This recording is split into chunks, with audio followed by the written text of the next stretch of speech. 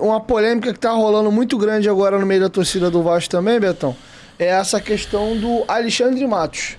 Porque vamos jogar um contexto rápido aqui. O Vasco vira SAF, e aí todo torcedor no primeiro momento que vira SAF, agora a gente vai contratar, vai botar time, vai ganhar, vai fazer, vai acontecer. Das SAFs, a única que até agora brigou por título meio foi o Botafogo.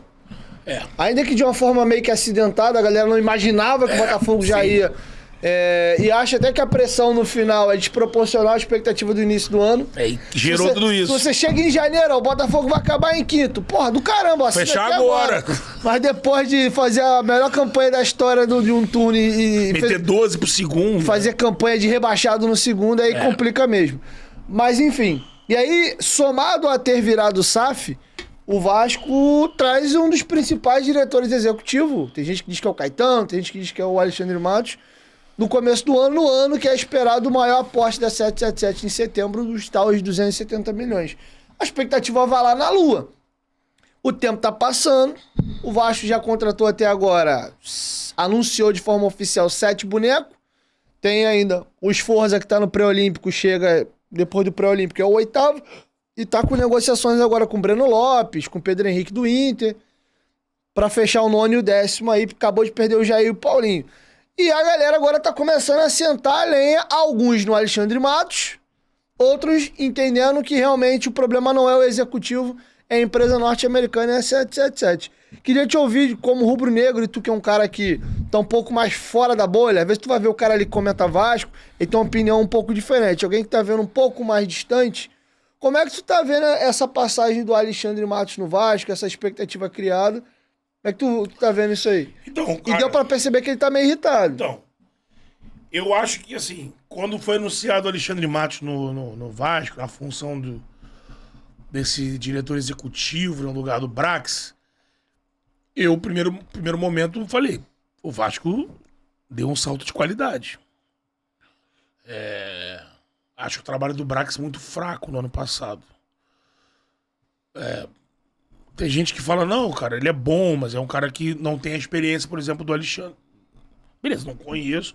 Tô analisando que foi o Vasco. Eu vi de muita gente que é do mercado, gente assim que trabalha com esse tipo de valoração. Você fala, por exemplo, que a ida do Vasco no mercado no passado, da janela de janeiro, me corrija se eu estiver errado. As vindas do Léo, Pelé, Piton, Aureliano, Capasso, Puma, tudo em janeiro, né? Uhum. Por exemplo,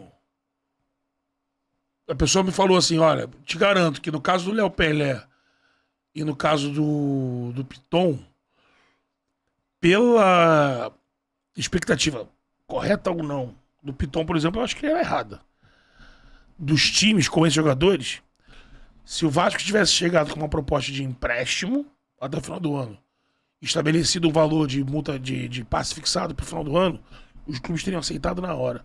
E o Vasco, pelo que eu me lembre, chegou 16 milhões para cada com um. propostas altas, até acima do mercado. Tanto que levou, não teve muita negociação. Essa pessoa é de São Paulo e me disse, mano, quanto foi o Léo? 16. E o Piton? Também. Então, sendo que o Piton foi 60%, bateu nas metas, vai ter que comprar mais 20 e passa, vai pra 20. Corinthians e São Paulo não esperavam tanto pelos dois. Por isso que a pessoa me falou, fariam o negócio assim, o Vasco, ó, 1 ano de empréstimo e vão pagar 10 milhões no final do contrato, teria jogo. E o Vasco chegou, pá. A grana que foi botada, por exemplo, no Aureliano, que era um jogador do Vélez, jogou semifinal, mas me parece que faltou se aprofundar no perfil do jogador. Porque o jogador sentiu muito rápido. Teve esse problema muito rápido de adaptação. Então, assim, faltou uma...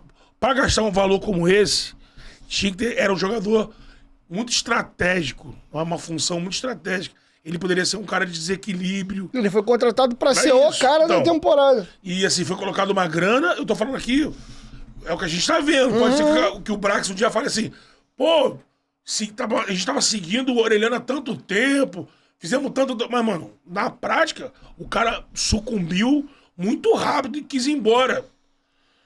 Aí veio o problema do Capasso, foi uma grana também considerável. Então, assim, achei pra montar um grupo muito que deixou o Vasco na situação que deixou.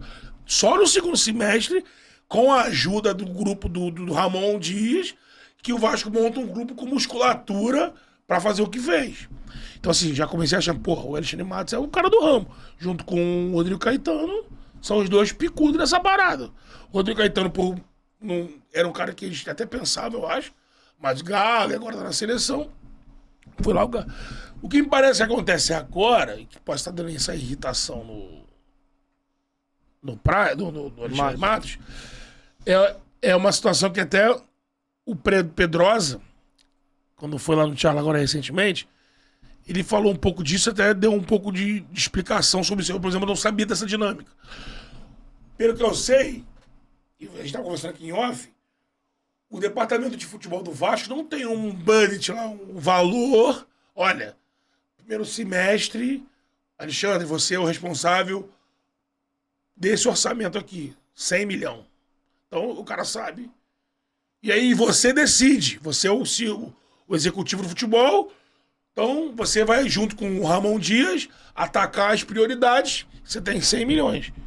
Não, me parece que tem que ser sempre feita uma consulta à 777 e existem os pré-requisitos que a 777 estabelece para realizar algumas contratações. Lógico, imagino que agora o Alexandre deve estar batendo na porta dos caras e alegando emergência. Teve a contusão do Paulinho e agora do Jair. Então eu imagino que ele deve... Não, a gente não pode se apegar aos parâmetros, temos que fugir disso, porque eu preciso, é uma emergência. A gente estava prevendo um elenco com isso e dois caras importantes que imagino que o Ramon estava pensando nesse primeiro momento em Paulinho e Jair no time titular, se machucaram. Aí tava Esforza e o chileno Galdames. Eles substituem esses dois nomes? Eu acho que não. Não. Isso já estava sendo pensado e estava sendo trazido com os outros dois. É para você ter grupo. Então, assim, isso é um problema. E isso, um cara do tamanho do Alexandre Matos, eu imagino que em algum momento da chegada, um cara do tamanho dele, que trabalha como ele trabalha, isso deve ter tido uma conversa, e aí, assim, pode ter acontecido aquela situação. Para fechar, todo mundo fala, sim, não, lógico, vambora, tamo pressa. Aí quando começa a vir os processos, acontece uma situação dessa, aí o cara sente que, pô, mas não era sim. Aí fala, não, mas calma aí. Ele tá dizendo aí que já bateu na porta dos caras com 3, 4 nomes, tá só esperando agora a aprovação. Tudo lá funciona assim. O Vasco... Recarrega a água do Betão aqui, quiser dar um tapa no ar que do Dirio, pode ligar. O que acontece? No ar ia dar uma boa. O que acontece? O Vasco tem a equipe dos scouts do Vasco, o grupo de inteligência do Vasco lá que trabalha em conjunto com Ramon Dias e com Alexandre Matos.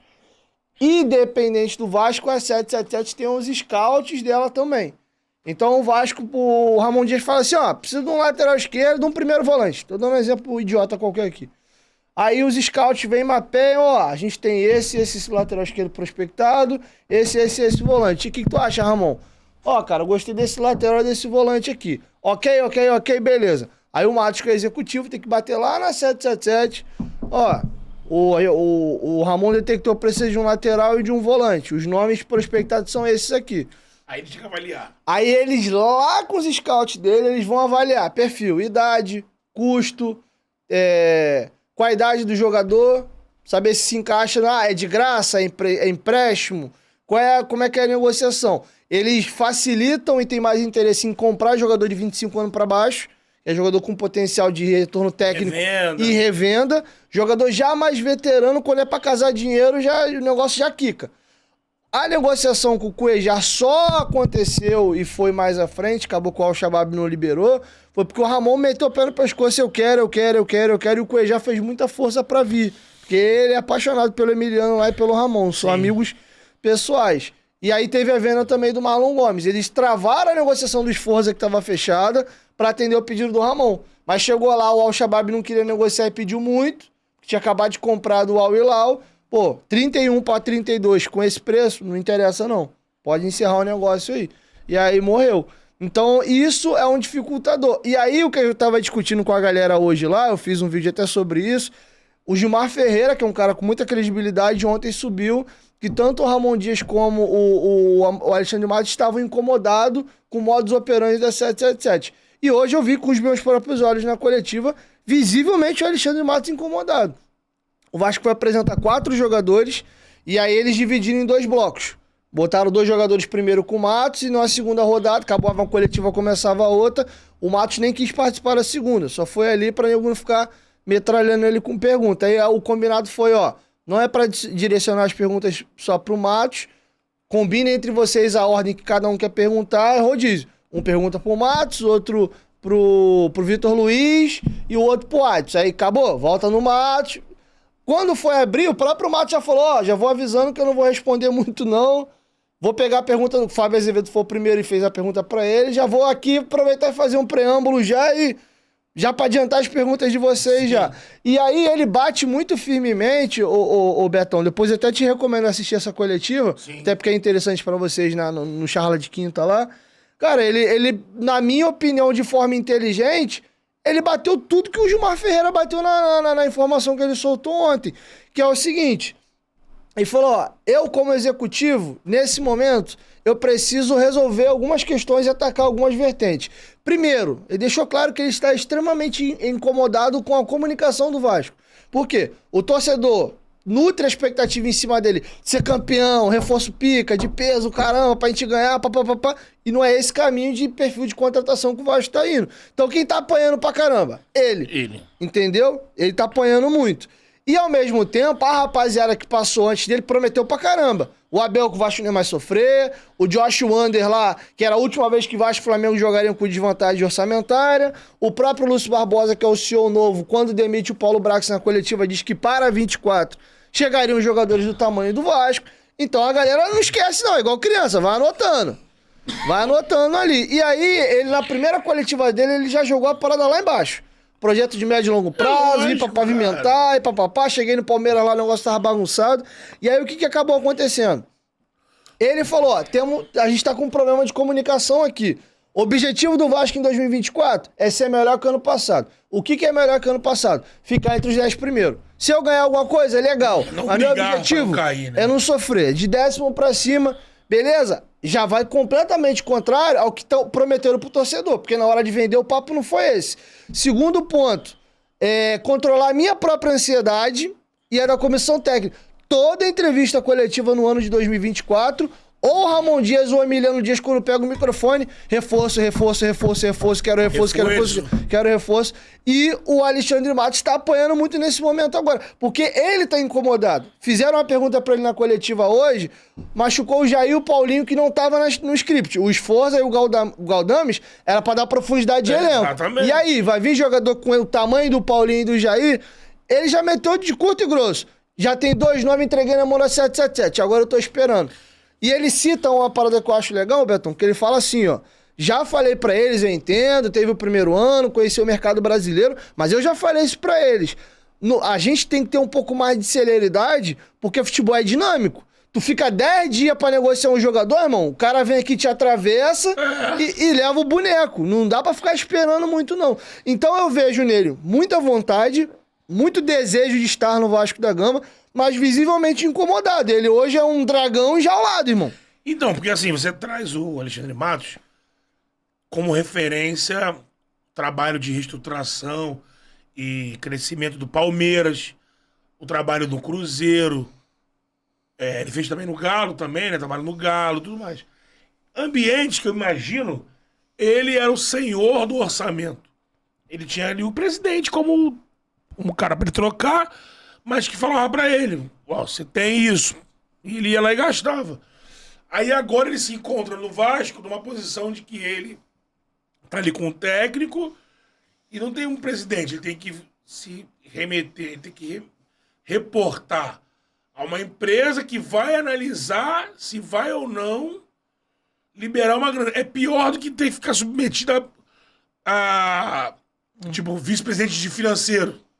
Se aceita ou não, isso aqui. Aí é complicado, porque, como você falou, é um cara com puta potencial, mercado, conhecedor pra caramba. porra, que chega, 3 nomes na mão, tudo mais, mas aí trava nisso. Aí não faz sentido nenhum. Você ter o Alexandre Matos com esse entrave.